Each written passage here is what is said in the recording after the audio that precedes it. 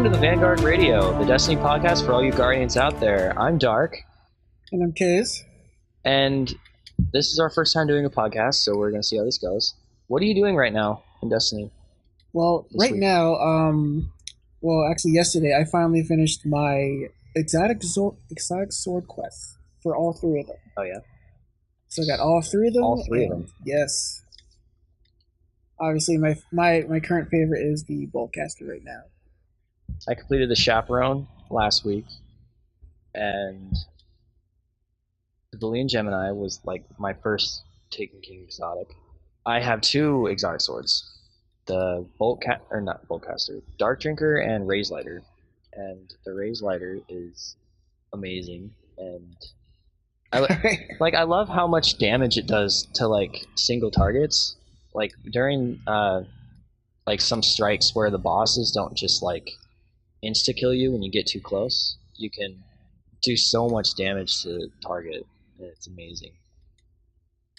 Yeah, I can't wait to test out all my new swords. I really want the Boltcaster. I was watching some videos on it, and people were just like destroying in PvP with it. I haven't tried it in PvP, but I've heard good stuff. Cause doesn't it like home a little bit? I did hear it did a little bit of homing. But the distance attack is obviously what you're aiming for. Right? Yeah. Just point in a direction and it'll fire. So what else have you been doing? That's it recently, but yeah, just like I just hit that quest line. Have you bought any exotics from the blueprints? The only thing that I've bought is, I believe, the Red Death. Okay. So, like, from the blueprints, that's really the only thing. Because Red Death is still very powerful, despite they, like, took down the impact a little bit. Yeah. I heard Red Death was really good in the raid, I heard. Like, with the high caliber rounds, it was really good at staggering ogres. I had thought about buying it, but then I realized I went over some past gameplay of mine, and I realized that I was in love with the Bad Juju and I needed the Year 2 version. So I bought Bad Juju, and I have the Claws of Ahamkara for my Warlock, because the claws just seem very effective with the new Stormcaller subclass. With the perpetual charge. I should definitely get my claws out. At least definitely for PvP if I go there. Yeah, and the extended range too is amazing. How many times have you completed the raid? I believe just three times.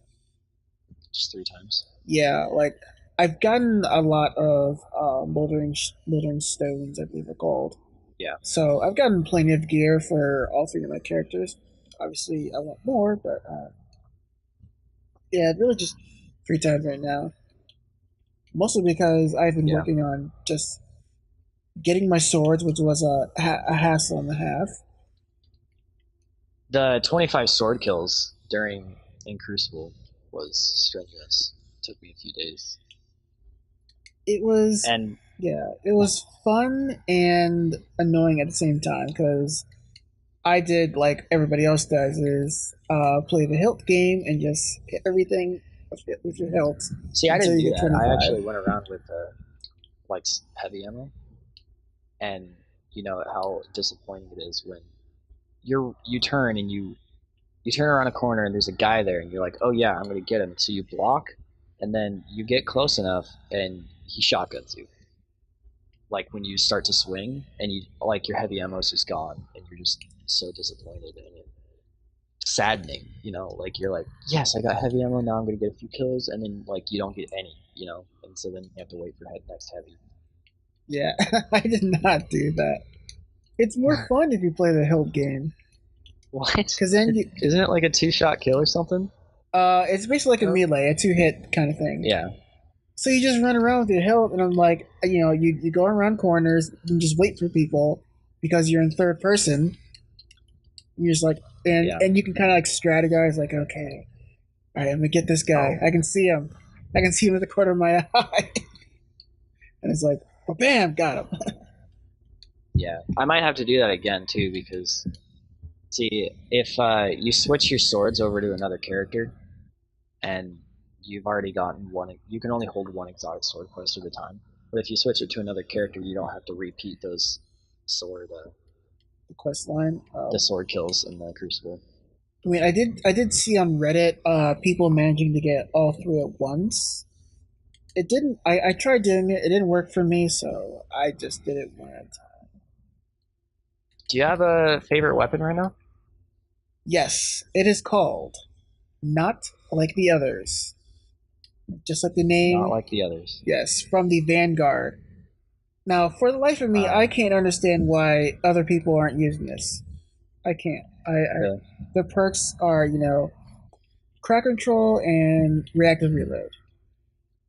Two beastly perks that I think gives you like 40 to 50% extra damage, and when both proc at the same time. It's not my favorite weapon, but you just reminded me of a good combination of a gun that I have. So I finally completed the Crucible quest line yesterday, or last night, early this morning. And so when I completed the bounties for it, the 5 Crucible bounties, and then Shax gives you Nightfall tiered rewards or whatever. Yeah. I got a Isla Luna, which is like that pre-Hawk Moon. Okay. The legendary. And I got a Havoc Pigeon sidearm with Feeding Frenzy and Reactive Reload. Kills with this weapon increase reload speed for a short time, and then reloading this weapon after a kill grants damage bonus for a short time. So it's great synergy, I think. I have yet to level it, but no exotics, huh? Oh well, that's Nightfall tier rewards. So I know. So the only exotic I have gotten from the Nightfall is a Monte Carlo, which I'm not upset about, but it after doing it 3 times or 6 times since the Taken King come out, I've only gotten 1 exotic. I don't know what that's about. I don't know if Bungie. Wow, just 1 exotic? Yeah, so I got Strange Coins my first one, and then I got legendaries all the rest, like legendary armor that's like crappy light compared to my other stuff. Yeah. And this is just for your Nightfall rewards? Yeah. Well, what can I say? It's the Nightfall. I've only won it like 3 times, and I think I got like an auto rifle, a sidearm, and I think I got the stag. Oh, nice. Yeah, and I got my stag from Exotic Engram when Xur showed up first. So Xur sold the Hawk Moon. That was fun. I mean, I already got one from the 3 of Coins, but I'm sure a lot of people were excited because I'm sure a lot of Xbox users were excited. Yeah, definitely. Oh my gosh, I wish I could see some like live reactions to Xur on Xbox. Oh, if only just be like, here you go, guys. You've waited so long. I'm sure that was rigged. I'm pretty sure Bungie persuaded something in there. I don't know, maybe. But I'd like to think that's not true. But I think that it happens sometimes. It's like, yeah, let's just do it. With the Gjallarhorn and stuff, like the last week or whatever, they wanted to give everyone a Gjallarhorn before it got completely nerfed. Yeah, it's like, it seems awfully weird that the Gjallarhorn now just all of a sudden shows up. Yeah, well, Bungie's a people pleaser, so it's like, is annoying to me is, so first, Shotgun comes around that has crazy high impact, low rate of fire, insane range, and can be re-rolled to your perfect desires. And so, the Fellwinters from the Iron Banner. That comes around and everybody's upset because it's like super overpowered, which it was, in my opinion. You could kill somebody from a mile away with that thing. And oh, I know. Yeah. And so then people were upset that they either didn't have one or that they were upset about being killed by it, and Bungie created the Matador 64 and the Party Crasher, and made it just an insanely common drop in the Crucible. I'll tell you what, those last few months of year 2 or year 1 were absurd in the Crucible.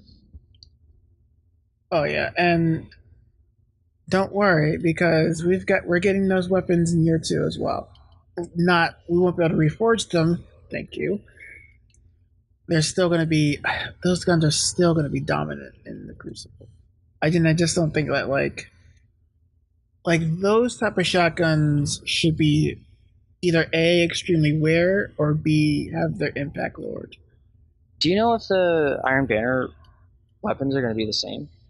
Or are they changing? I know the armor is changing, but is as far as the type of weapons, I think the shotguns like, will there still be a Felwinters? I believe the shotgun, the base stats are changing. I think that's all I know. Because there will be a high impact scout. The auto rifles is I think going to be the same. They're adding a sidearm. Yeah. Well, all right. So from the look of the sidearm, the green kind of like look to it, it makes me think that there's going to be a whole new armor like weapon set. Like that has a green an olive green tint to it. As for the shader, that would be like a nice green evergreen shader. That'd be nice for the Iron Banner. And speaking of the Iron Banner, which kind of gets into the Bungie update where it was all about Trials of Osiris, Iron Banner. Yeah, Iron Banner's coming back on the 13th. Yeah, and then Trials back on the 19th. Yep. So I'm excited for that. I can't wait to jump in there with the new light level mechanism and damage curve is what Bungie calls it. Yeah, they're adjusting for obviously the new light level system and a different meta in the game. Thorns, won't be a problem. Last words maybe, but I think pulse rifles are going to be king. Yeah. Actually, shotguns may not be that big of a problem. Maybe just for like the Crucible ones you get, but because the year 1 shotguns are just going to be completely useless for Iron Banner Trials. A lot of the shotguns that I've seen in year 2 don't have the kind of range that we're used to. Well, except for that conspiracy theory that Bungie gave out. Yeah. Going back to Bungie's a people pleaser. Oh, we should also talk about some of the other things for the Iron Banner. The tempered buff is just going to be automatic. Yeah, like you don't have to. Oh yeah. You won't have to buy it. Yeah, and it doesn't increase throughout the week as well. Yeah, same thing. It's just it's just automatically applied. The drop rates are going to be increased. Thank you. It's about freaking time. Yeah. The gear that you're going to buy from Lord Saladin, it's going to require legendary marks, which I don't know if I'm happy about that. I kind of preferred Glimmer. Yeah. Because when Bungie, like before U2 came, when they were mentioning legendary marks, I assumed it would be like if you do the heroics, you're gonna earn a little bit for every completed strike. That's not the case. It's only like the first 3, which is kind of disappointing. Like I kind of prefer the old way. But at the same time, I like the consolidation of Vanguard and Crucible marks. Yeah. Yeah, what I'm guessing is I want to mix between both. I think that's what Bungie was trying to do. They made the legendary marks, so people who don't play, PvE as much and play a lot of PvP can get, stuff, right? But I think that whole idea flopped when you can only earn 280 marks a week or whatever throughout all of your characters, because there's the Crucible playlist, which is the daily, which is once a day, and then there's the weekly, which you could do 3 times, and if you win each time you get 10 marks, and I think that's it. I think that's all you can do in a week. Yeah. So that's 15 a day, so 15 times 7, whatever. I'm not going to actually do the math. Plus 30. I wish that there was a more consistent way to earn marks.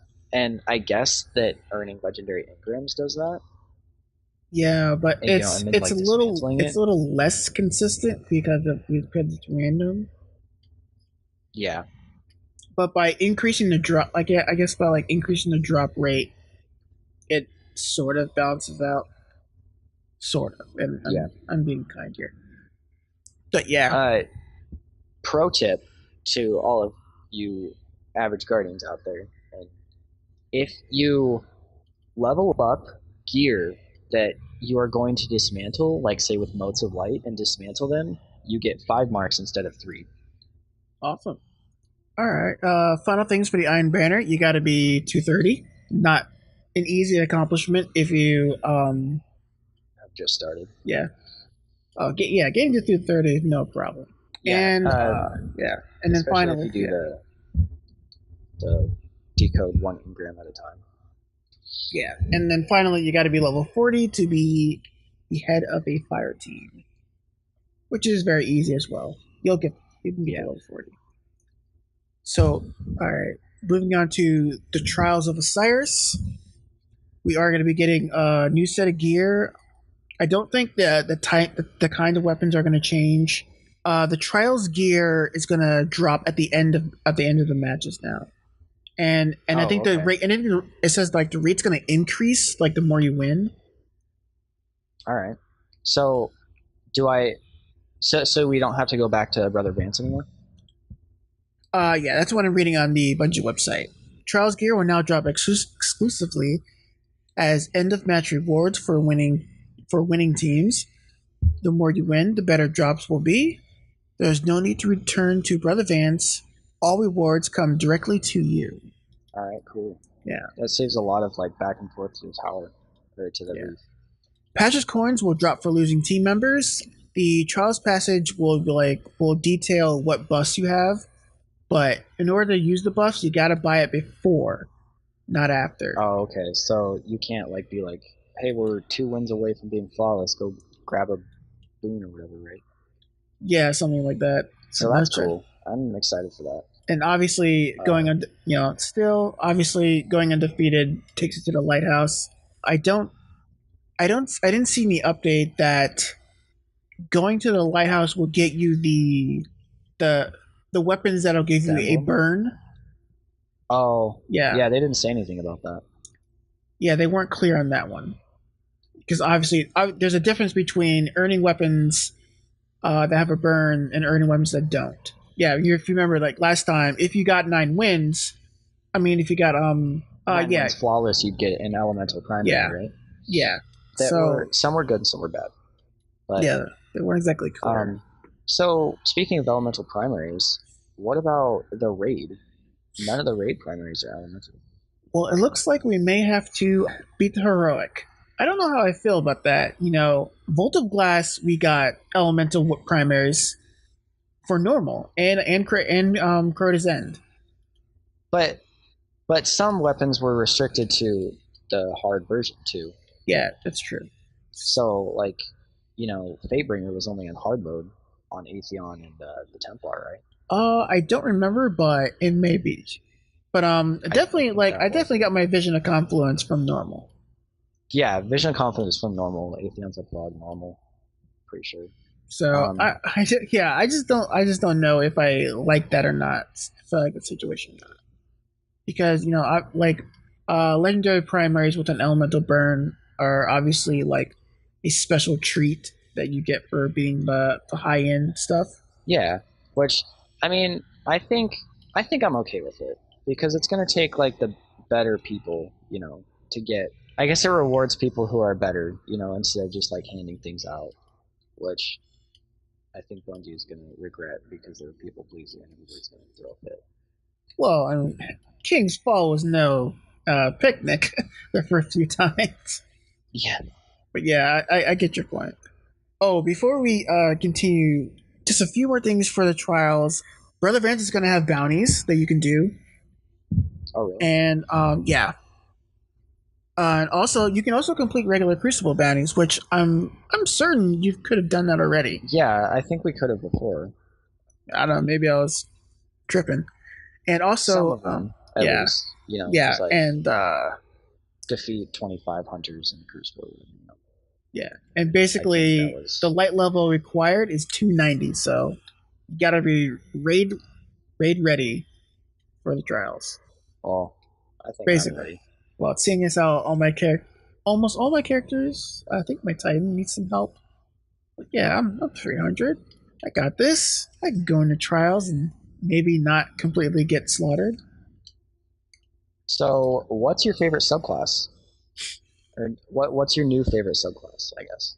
I am a Stormcaller. I love it. I do have 3 different characters, Titan, Hunter, and Warlock. I just love the way how the Stormcaller allows you to just run around the field, hitting everything. And if you can get like a Ionic Blink, it's even fun. It's so much fun in the Crucible because people are staring you down with your gun, and you're just like, "Hey, what's up? I'm behind you." You can jump so high with that too. Yeah, because it's like, if say you glide upward and you still have upward momentum, and you do the Ionic Blink, you go crazy high, Yeah. I'm definitely a Stormcaller. Not that I don't like Sunbreaker or Night Stalker. It's just I prefer the Warlock. I've grown a liking to the Hunter, actually. I started as a Warlock, and I'm Warlock Master Race. But like the Stormcaller is just, or not, the Night Stalker is just really, it has a lot of good utility perks. It's like the support class Destiny needed, I guess. I mean, Defender was great as well. Don't get me wrong. And I think it's one of the only subclasses that's actually that has lasted into the Taken King at the moment. Maybe that and Gunslinger, but. So, do you think any of the subclasses are particularly overpowered? As of right now, Sunbreaker maybe slightly. There was like a Sunbreaker glitch in the Crucible that people were using, but obviously Bungie did a hot fix, so we patched that nice and quick. Because I actually ran into it yesterday, and I was just like, "Are you kidding me? Really? People will do anything to win." So yeah, I saw it. Like I saw the animation, and like you can see it looks arm. Like he's double throwing hammers. Yeah, like you just see the arm almost like rotating like a little cartoon character, just like. I think it's amazing. It was funny to watch, but obviously I was dying, and I was not cool with that. Yeah, I think the Sunbreaker's armor is tremendously high. Oh yeah, during the super. Yeah, it's definitely more than 50%. Because as when you're a Blade Dancer, you can die from a headshot from a high impact sniper rifle, the LDR, Shadow Veils, the new 1,000-yard stare. By the way, that is a good gun. Pick it up from the Vanguard. But they can survive a sniper rifle with headshot from, and it's like, I don't think that's quite fair.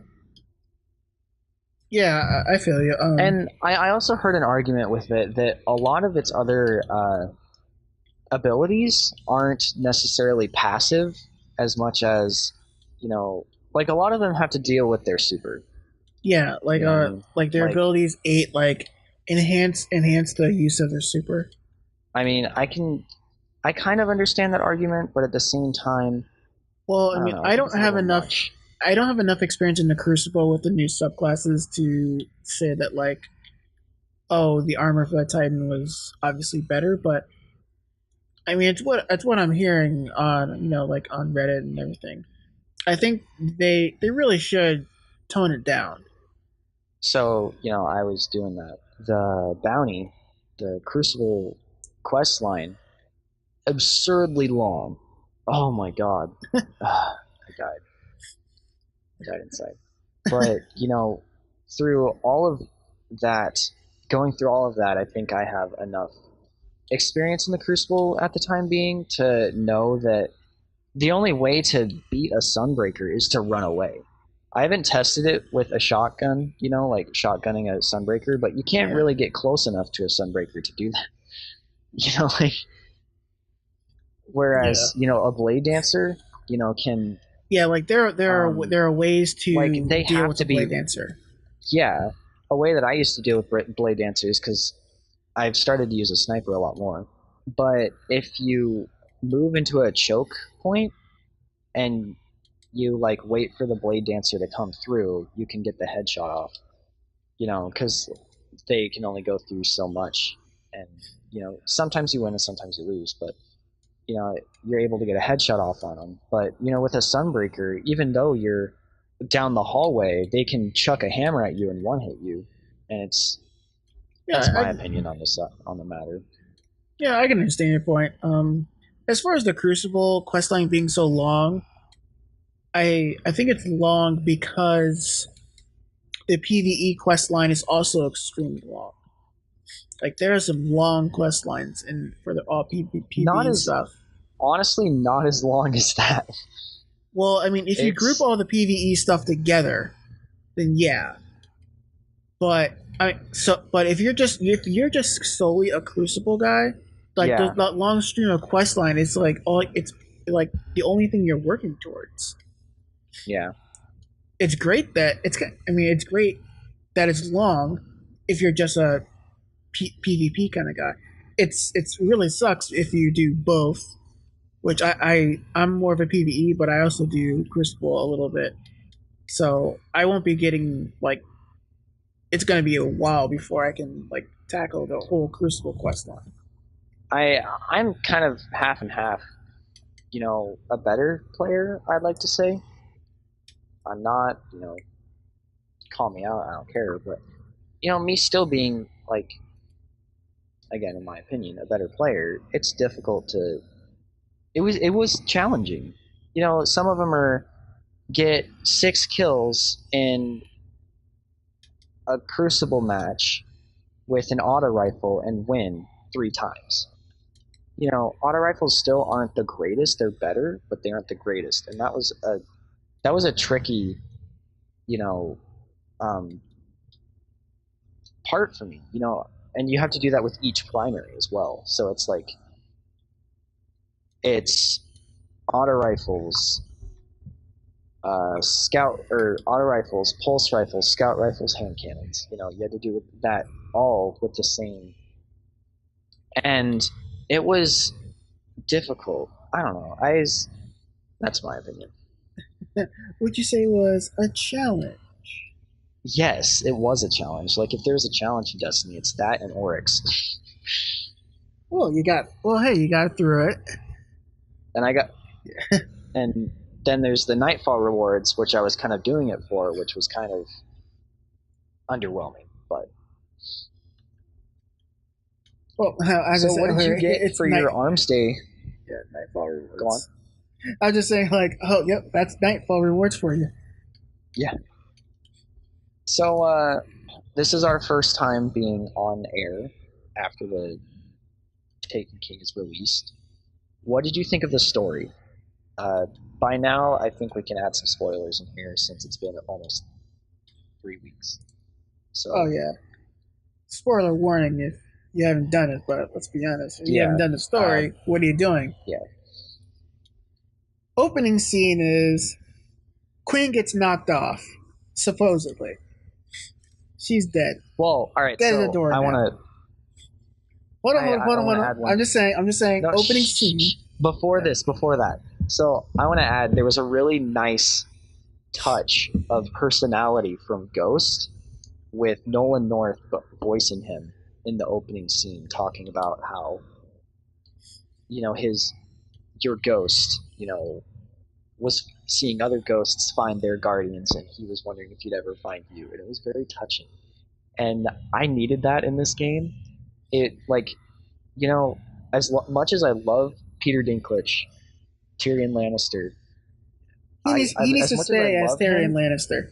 Yeah, he's a great Tyrion Lannister, and I think him as a polygonal robot in the future, I think Nolan North does a much better job. And some people disagree with me, and that's okay. I think that Nolan North is better at this than he's done it for a lot longer, and he has way more experience. Voice acting for a living. So for you viewers, if you don't know who Nolan North is Desmond Miles from Assassin's Creed. He is Nathan Drake from Uncharted. He plays David, one of the bad guys from The Last of Us. He plays a bunch of people from Final Fantasy. He's played a few characters from Final Fantasy. It's a long career for him. Yeah, he has a long list of he was in Call of Duty Zombies. He was Dr. Richthofen, the crazy German. And if you listen to all of these voices, none of them sound alike. Well, I mean, except for maybe Nathan Drake and Desmond, but, because they're just supposed to be regular voices. But I loved that little beginning part. And yeah, that does. It was help. It was good. Yeah. So go back to so the queen gets knocked out, or yeah. I want to say something about the ghost. I want to say something. Well, okay. Since you said, I know a lot of people went through the storyline Vanilla Destiny, like going back and hearing all the voices, and some people liked it, some people didn't, and some opinions were mixed. I think I want to go of the opinion that, and I've always had this opinion that it was bad writing from the start, and I think that's the reason why people didn't really warm up to Peter Dinklage all that much. Yeah. Because his voice as a ghost is not actually bad. His delivery and what he was saying was terrible. I mean, I don't know who the scriptwriters at Bungie are, but they need to up their game. Which I think they did a much better job in The Taken King. Nathan Fillion, aka Cade 6, is phenomenal and reminds me of Tony Stark. He's a pretty big focal point in this for the whole story. For the whole story, pretty much. Like he kind of he gets you on the dreadnought. He helps you do a bunch of things. He steals Aerys' ship for you. Yeah, he steals Aerys' ship, which is the banter between Aerys and Cade is hilarious. Oh yeah, in the beginning. Aerys, get your orb off my map. Yeah, that was great. And then he continues to pick up the orb, and Aerys gives him the most evil look that just shocked me. I was cracking up when I saw her look, because it's like, without saying a word, she's just like, "What the hell are you doing to my orb? Like, put my rock down." Rock orb. Yeah. And for the Taken King, it's good that they opened up with Nathan Fillion, obviously as Cade, because it's kind of like a jumping off point for the other characters to come in at later expansions. Because I would like to see more of Zavala doing what he does and Akor doing what she does. It was shocking how much character development there was in the first 3 missions. And I'm really hoping, I'm hoping for future installments, they can do a bit more focus with the other 2. because obviously we got a lot of Eris Morn and Cade, which is obviously good. But since like the Vanguard is obviously they're the mentors, they're sort of like the commanding officers of all the Guardians. They all have an equal opinion, and I think all of them have their ways of doing things, and I don't think that like one way of doing things is going to always be the right way. So, for example, if let's say the next expansion is sort of like Forge of the Gods, because of like the leaked photo that came out, like let's just say that like maybe Cade's way won't work that time, like the way trying to get things done as fast as possible. Getting like that one single Guardian on a ship or something. Like maybe his way's not going to work. Maybe Zavala's way is going to work. Being sort of like more militarized, a bit more organized in what you're doing. And maybe the next expansion, Ikora, will be all about. She seems more like an intelligence officer, so like gathering information about some kind of enemy that like the next enemy will face. So I hope that in future expansions we'll see them more stealth missions. I don't know about that, but hey, why not? I'm not a big stealth mission guy. That was pretty fun. I liked that mission. It was. It was okay, but it was just annoying. I was like, okay, I'm invisible. I went back through it, and I managed to kill both of those taken like giant guys that spawn in before Eris teleported me. Did you get anything? No, I didn't do anything. Oh, what a chip! But I was like, well, that's boring. What'd you get from? Did you get anything phenomenal from Armsday this week? So, for Armsday, no. I think probably the best weapon, probably the auto rifle. Because it's Did you get that Soros auto rifle? Yeah, the Soros auto rifle. Stability. Yeah, it's reminiscent of I believe the Vanquisher from New Monarchy from Year 1. Year 1 Vanquisher had like 22 rounds, half glass full, and a pretty good stability. That's what the Armsday order reminded me of. And it is a pretty good it's a really good auto rifle. Yeah, I was when I saw that I was like, oh well, I'm getting that one.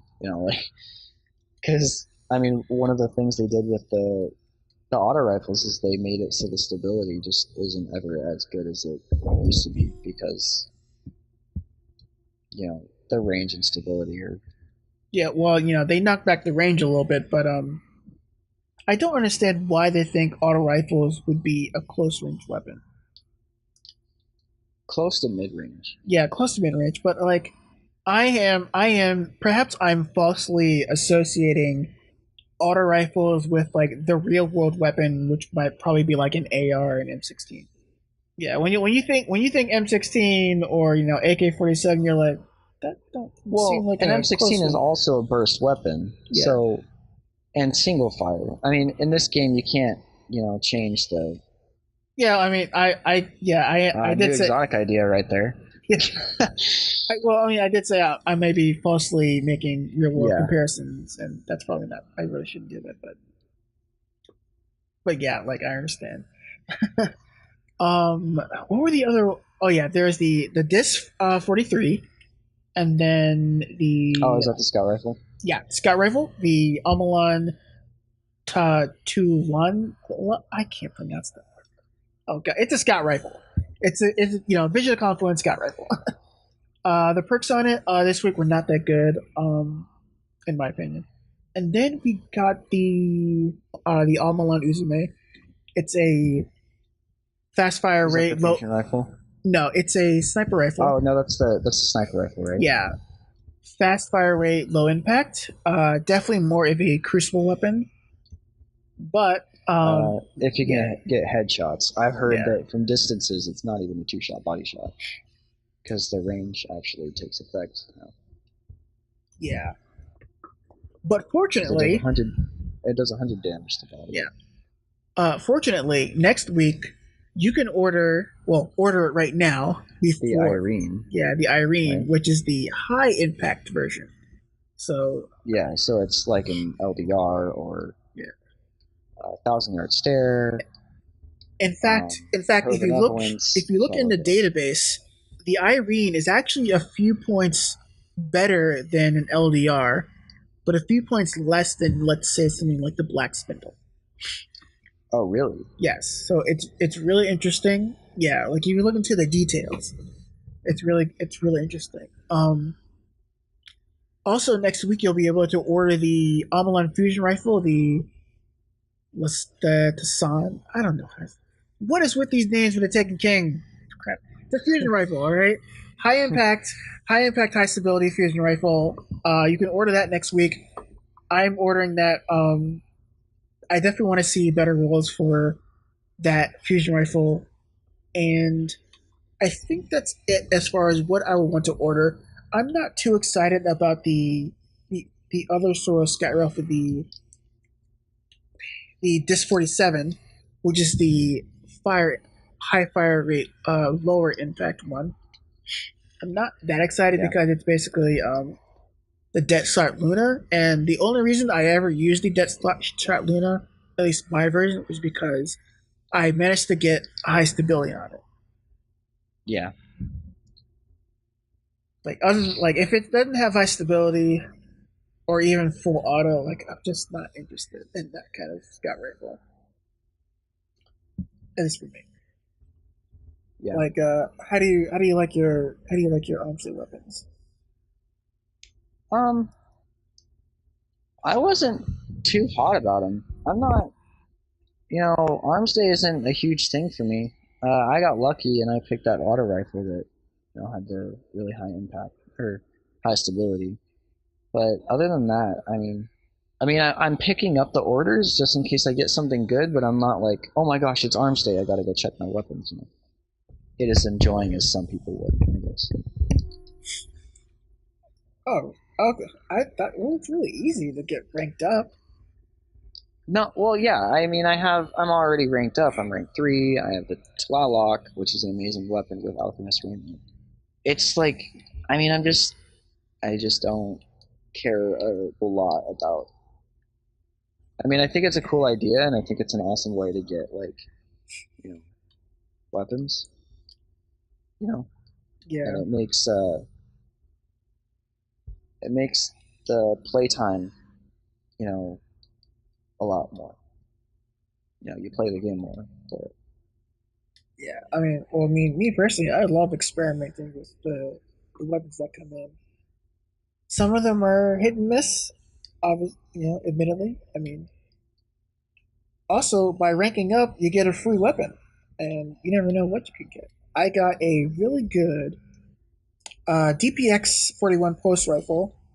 It's not the lowest impact. It's like the medium impact one, and it has hip fire, which I don't really need, but okay.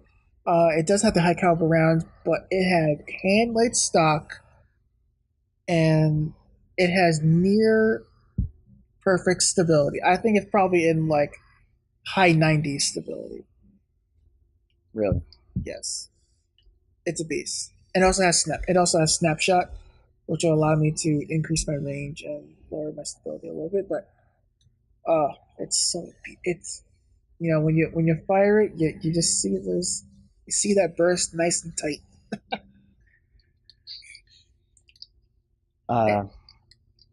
So we're coming up to about an hour here. Yeah. Is there anything else that we have to go over that people? We can take just a little bit more time about some of the secret stuff in Destiny, like the Black Spindle, Sleeper Simulant.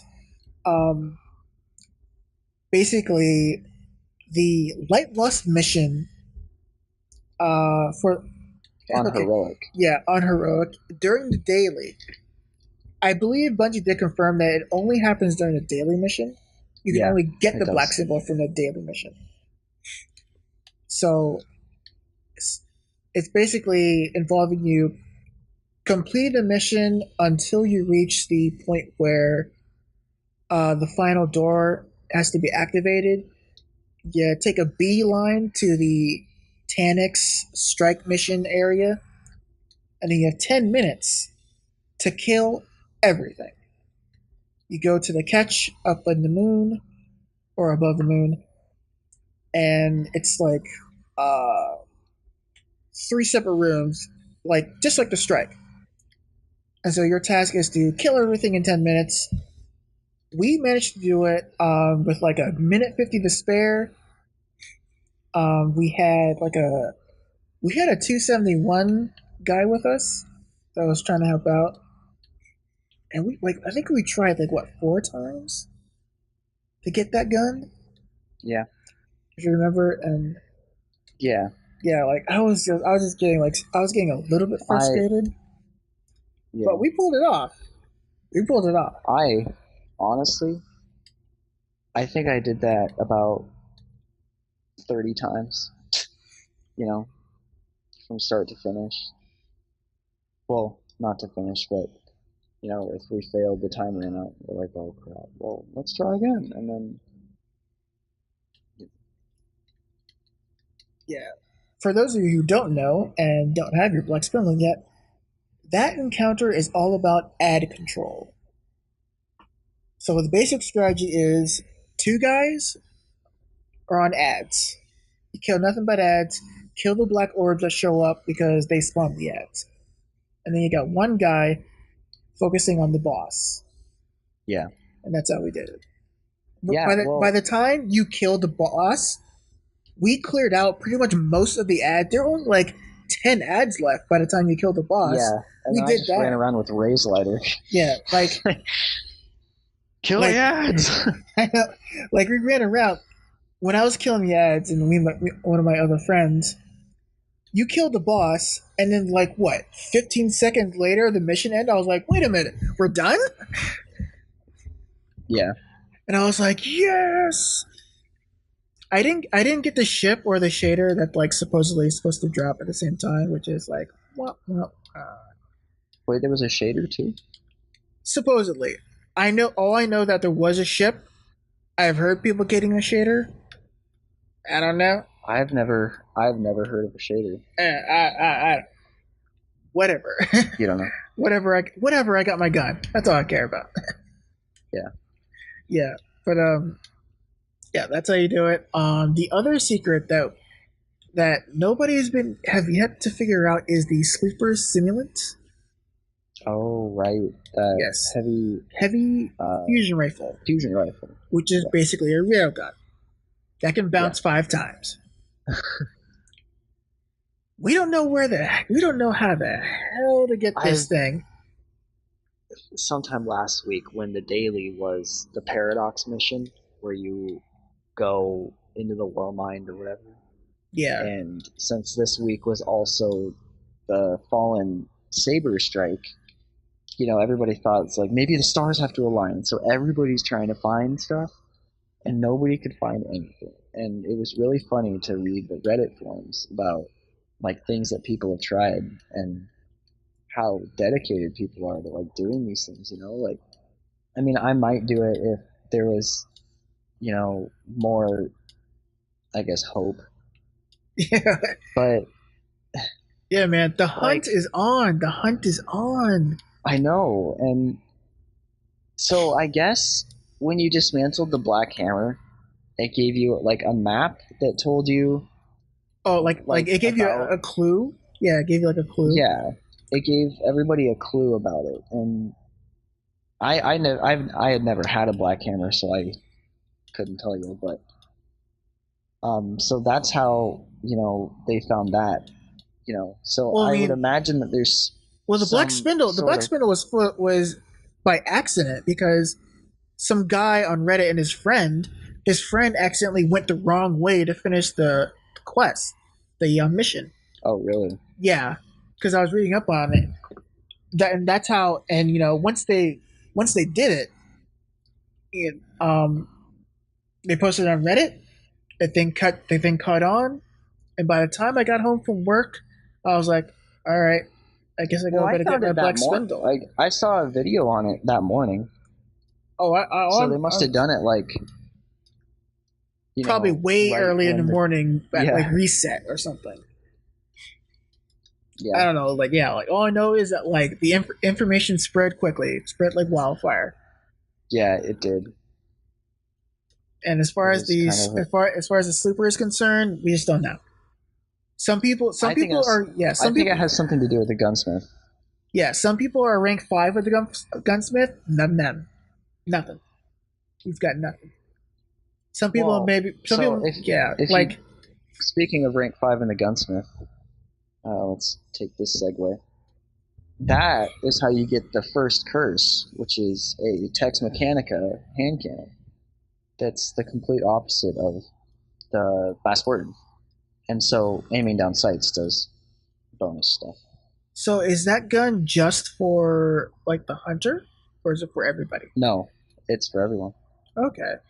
Well, I don't know how people got to rank 5 for the gunsmith. I know. I've been trying. I've been doing. They must have got really lucky with those drops, you know. Those fusion rifle drops. Extremely lucky. I mean, damn. Because for my warlock has the highest rank of my 3 characters. Yeah. And I've done like so many strikes. I'm on patrol. I mean, just yesterday I got a Dark Age relic that gives you 200 experience for a Banshee for my character. I think it's 250. The Dark Age relics give you 200. The guns give you 250. Yeah. Oh. Okay. Yeah. But it's just like nobody knows how to get them. People have basically said it's random. It's all random, which it's kind of disappointing. But as far as the sleeper is concerned, we just don't know. Will it be rank 6? Nobody knows.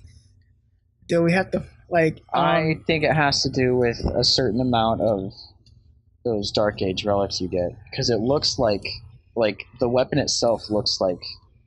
Well, it looks like Pocket Infinity. The thumbnail looks like a Pocket Infinity, which I think is made of.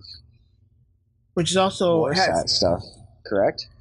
I believe the Rasputin symbol is on Pocket Affinity, or at least, it's the symbol is on the perk. We do know that. Yeah. So there's the connection.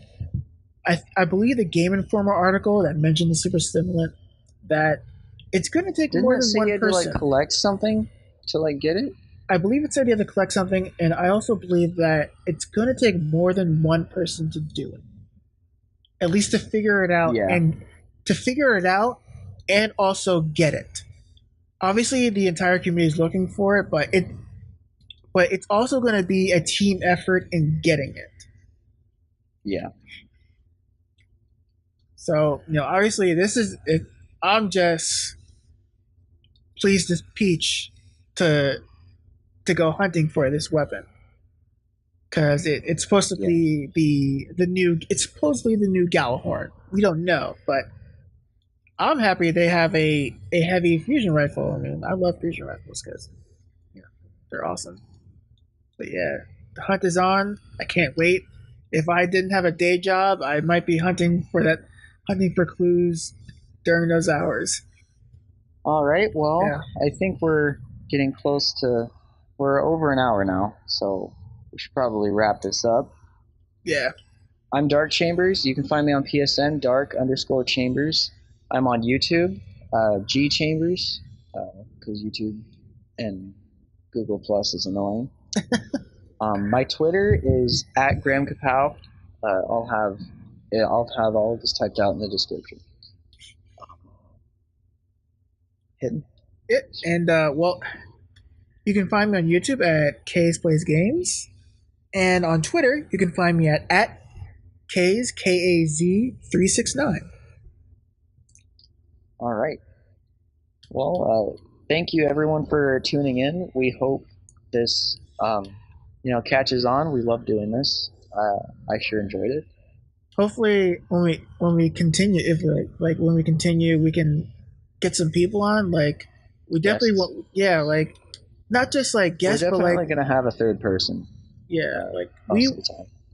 Like the kind of guests we want are like our listeners and like just average Guardians trying to form, their own legend the way Bungie wants them to. Like we want to hear, like we definitely want to speak directly to the players and get their experience because it is important, and Bungie's making a game for everybody to experience, no matter what you do, whether you're playing Crucible or you're playing PvE stuff. So hopefully, like that's kind of like the goal we're shooting for this kind of podcast. And that was my piece. Good job. So all right. Well, thank you for listening. Yeah, thanks everyone. Have a good day.